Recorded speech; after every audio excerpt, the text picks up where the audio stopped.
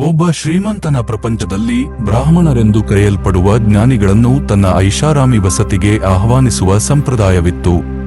ಅವನು ಅವರಿಗೆ ಅಪಾರ ಉಡುಗೊರೆಗಳನ್ನು ನೀಡುತ್ತಿದ್ದನು ಮತ್ತು ಅವರ ದೇವರುಗಳನ್ನು ಗೌರವಿಸಲು ವಿಸ್ತೃತವಾದ ಆಚರಣೆಗಳನ್ನು ನಡೆಸುತ್ತಿದ್ದನು.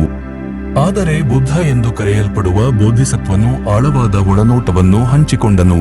ಒಬ್ಬ ವ್ಯಕ್ತಿ ಪ್ರತಿ ತಿಂಗಳು ಸಾವಿರಾರು ಯಜ್ಞಗಳನ್ನು ನಡೆಸಿದರು ಮತ್ತು ಅಂತ್ಯವಿಲ್ಲದ ಕಾಣಿಕೆಗಳನ್ನು ನೀಡಿದರು. ಅದು ಕೇವಲ ಒಂದು ಕ್ಷಣ ತನ್ನ ಮನಸ್ಸನ್ನು ಸರಿಯಾದ ಕೆಲಸ ಮಾಡುವುದರ ಮೇಲೆ ಕೇಂದ್ರೀಕರಿಸುವ ವ್ಯಕ್ತಿಯನ್ನು ಸಮಾನಿಸುವುದಿಲ್ಲ ಎಂದು ಅವರು ಹೇಳಿದರು. ಬುದ್ಧನು ಮುಂದುವರಿದು 4 ವಿಧದ ಕಾಣಿಕೆಗಳಿವೆ ಎಂದು ವಿವರಿಸಿದನು.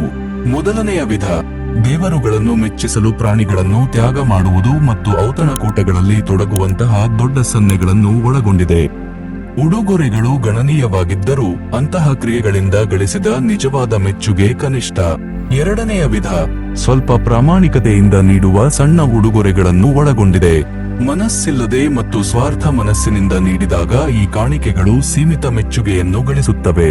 ಮೂರನೇ ವಿಧ ನಮ್ರ ಉಡುಗೊರೆಗಳನ್ನು ಒಳಗೊಂಡಿದೆ, ಆದರೆ ಪ್ರೀತಿಯಿಂದ, ಜ್ಞಾನದಲ್ಲಿ ಬೆಳೆಯುವ ಬಯಕೆ ಮತ್ತು ಕರುಣಾಮಯ ಆತ್ಮದಿಂದ ಒಬ್ಬರು ನೀಡಿದಾಗ ಗಳಿಸಿದ ಮೆಚ್ಚುಗೆ ಗಮನಾರ್ಹವಾಗಿದೆ.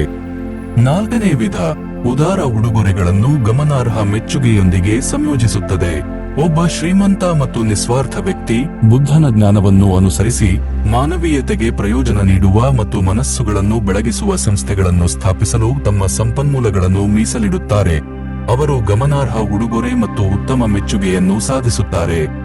ಈ ಕಥೆ ನಿಜವಾದ ಮೆಚ್ಚುಗೆಯನ್ನು ಉಡುಗೊರೆಗಳು ಅಥವಾ ಆಚರಣೆಗಳ ಪ್ರಮಾಣದಿಂದ ಅಳೆಯಲಾಗುವುದಿಲ್ಲ, ಬದಲಿಗೆ ಒಬ್ಬರ ಕ್ರಿಯೆಗಳ ಹಿಂದಿನ ಪ್ರಾಮಾಣಿಕತೆ, ಪ್ರೀತಿ ಮತ್ತು ಜ್ಞಾನದಿಂದ ಅಳೆಯಲಾಗುತ್ತದೆ ಎಂದು ತಿಳಿಸುತ್ತದೆ. ನೀವು ನಿಮ್ಮ ಜೀವನದಲ್ಲಿ ಕಾಣುವಂತೆ ಶುದ್ಧರು.